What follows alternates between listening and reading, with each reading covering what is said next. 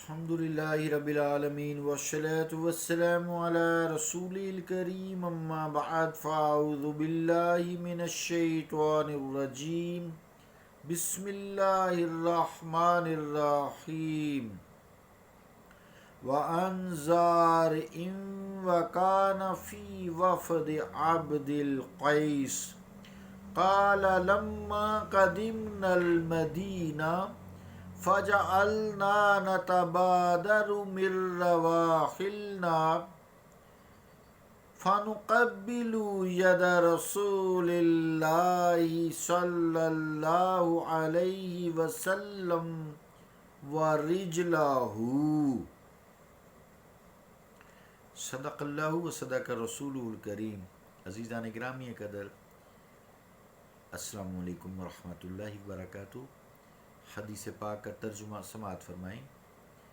روایت ہے حضرت زارع رضی اللہ تعالیٰ عنہ سے، جب کہ وہ وفد عبد القیس میں شامل تھے کہ جس وقت ہم مدینہ منورہ میں آئے تو اپنی سواریوں سے اترنے میں جلدی کی اور سالت مآب صلی اللہ علیہ وآلہ وسلم کے ہاتھ اور پاؤں مبارک کو بوسہ دیا.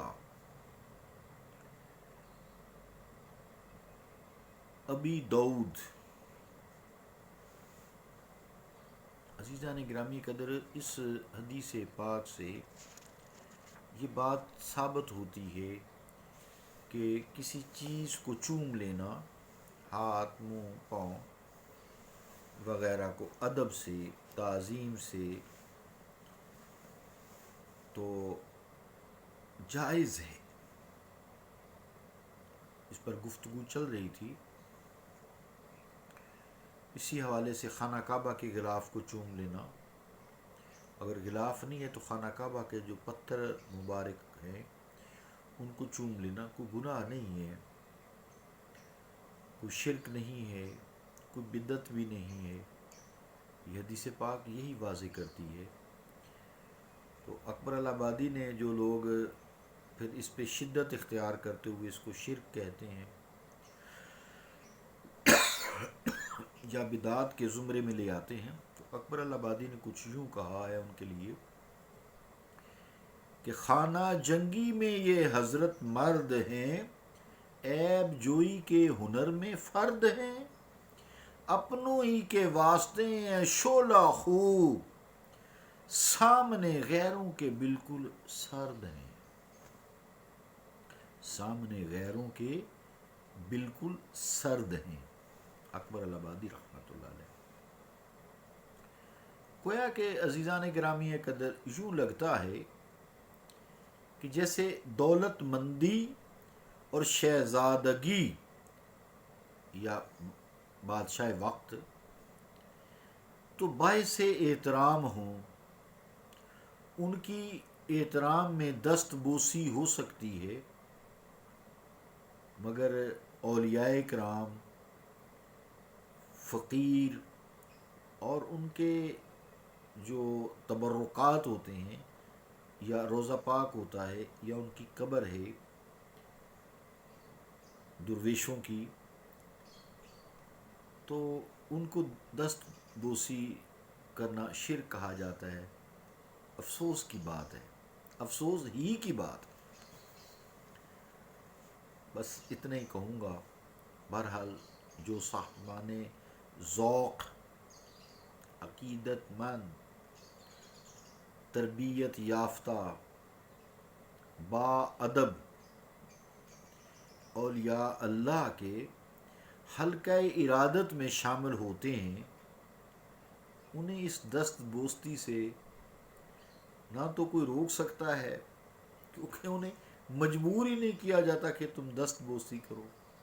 تو اندر سے ایک ان کے خواہش تعظیم کی، ادب کی اٹھتی ہے، عقیدت کی اٹھتی ہے. اور نہ ہی انہیں مجبور کیا جاتا ہے کہ دست بوسی کریں یا اس طرح کے گھسیٹ کر، جیسے آج کل کچھ لوگ گھسیٹ کر دین میں شامل کرتے ہیں. بھئی یہ دائرہ ہے، تم اس میں محفوظ ہو، اس دائرے میں تم آ گئے نا تو بس تم ہی ہو، باقی تو کچھ نہیں ہے. ان کو کسی بندے کو بھی گھسیٹ گھسیٹ کر اہتمام نہیں کیا جاتا، یہ پروانے خود ہی چلے آتے ہیں۔ درویشوں اور فقیروں کے حلقہ ارادت میں جو بھی شامل ہوتا ہے، عزیزان گرامی قدر، کچھ دیکھ بھال کے ہی شامل ہوتے ہیں نا، بڑے بڑے علم والے ہوتے ہیں، قرآن و حدیث کو سمجھنے والے ہوتے ہیں، وہ دیکھ کر ہی حلقہ ارادت میں شامل ہوتے ہیں۔ آج کل کے عوام اتنے بے وقوف بھی نہیں ہیں کہ وہ سمجھتے نہیں ہیں کہ یہ جعلی ہے یا اصل ہے۔ جعلی کو دیکھ کر اصل کو بھی بھول نہیں جاتے، وہ اصل اصل ہی ہوتا ہے۔ شناختی کارڈ کی فوٹو کاپی دیکھ کر آپ اس کو اصل تو نہیں کہہ سکتے، حالانکہ لکھا وہی ہوتا ہے، آپ کلرڈ فوٹو کاپی لے لیں۔ مراد یہ ہے اس سے کہ جس کی فوٹو کاپی ہوتی ہے یا جس کی کوئی جعلی چیز بنتی ہے، اس کے پیچھے اصل بھی ہوتی ہے۔ تو جعلی کو کیوں دیکھتے ہو؟ جعلی شیخ کو کیوں دیکھتے ہو؟ اصل کو دیکھو۔ جعلی فقیر کو کیوں دیکھتے ہو؟ اصل یہ فقیر اور وہ بھیک مانگنے والے نہیں ہیں، یہ صالحین ہیں۔ تو اصل فقیر کو دیکھو تم، تاکہ تمہیں کچھ اللہ رب العالمین ہدایت عطا فرمائے، تمہارے چہرے پہ کوئی نور آئے، تمہارا دل روشن ہو، تمہاری آنکھ روشن ہو، نور و حق کی پہچان کرے، تمہارے کان فرسٹ کلاس حق کی بات سنیں۔ ہر وقت یہی راگ لاپتے رہو گے کب تک؟ موت قریب ہے۔ جو لوگ توحید و رسالت کے قائل ہوں ان پہ شرک کے فتوے درست نہیں ہیں بھائی، یہ باتیں تھوڑی سی کڑوی ہیں، اختلافی ہیں، پر کرنی بھی پڑتی ہیں، سننی بھی پڑتی ہیں اور سنانی بھی پڑتی ہیں۔ آج کل لوگ اس میڈیا کے دور میں اتنے بے وقوف نہیں رہے کہ ان کی آنکھ یہ بھی فرق نہ کر سکے کہ یہ جعلی بندہ ہے یا یہ اصل ہے۔ عزیزان گرامی قدر، پھر یہ بندے ایسے ہی تھوڑی ہیں کہ سیٹ کر بھی نہیں لائے جاتے، خود چلے آتے ہیں۔ جیسے شمع پہ پروانے رات کو جب لائٹ میں ان کے کوئی دل کے تار چھڑتے ہیں پتہ نہیں، تو وہ خود بخود آتے آتے آتے اس لائٹ کے گرد چکر لگاتے ہیں، ایسے جیسے طواف کرتے ہیں، تو صبح کو دیکھتے ہیں تو ان کی لاشیں ملتی ہیں۔ اصل عشق تو یہی ہے، اصل عشق تو یہی ہے کہ دیوانے ہو جو، لیکن یہ نہیں ہے کہ علم کچھ بھی نہ آئے، سیکھنا پڑتا ہے نا۔ پہلے علم حاصل کرو گے، وہ جو دیوانہ پانا ہے نا وہ ہے صحیح، باقی پاگل پانی ہے۔ بہرحال ایک عقیدت، ایک محبت، ایک ادب، وہ ایک الگ چیز ہے، وہ اس کے بعد اگر حاصل ہو علم کے بعد تو بہت ہی کمال ہوتا ہے، پختہ ہوتا ہے، تقوی والا ہوتا ہے، دائمی ہوتا ہے۔ عزیزان گرامی قدر، اگر اولیاء اللہ کا مقام اور ان کا فیض عارضی اور فانی ہوتا تو آج درگاہوں کو دیکھنے کی بھی زحمت گوارا نہ کرتا۔ تاج محل کو دیکھیں نا، تاج محل کے دیکھیں، مقبرے دیکھیں، جہانگیر کا مقبرہ لاہور میں دیکھیں، اس کے مقابلے میں حضرت علی حجویری کا دیکھیں، کیا شان ہے۔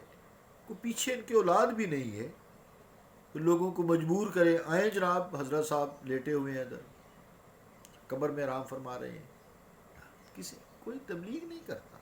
بس یہ اندر اندر سے اللہ تعالیٰ جو ہے ان کو اس آیت کے زمرے میں لاتا ہے، فَاذْكُرُونِي أَذْكُرْكُمْ وَاشْكُرُوا لِي وَلَا تَكْفُرُونَ۔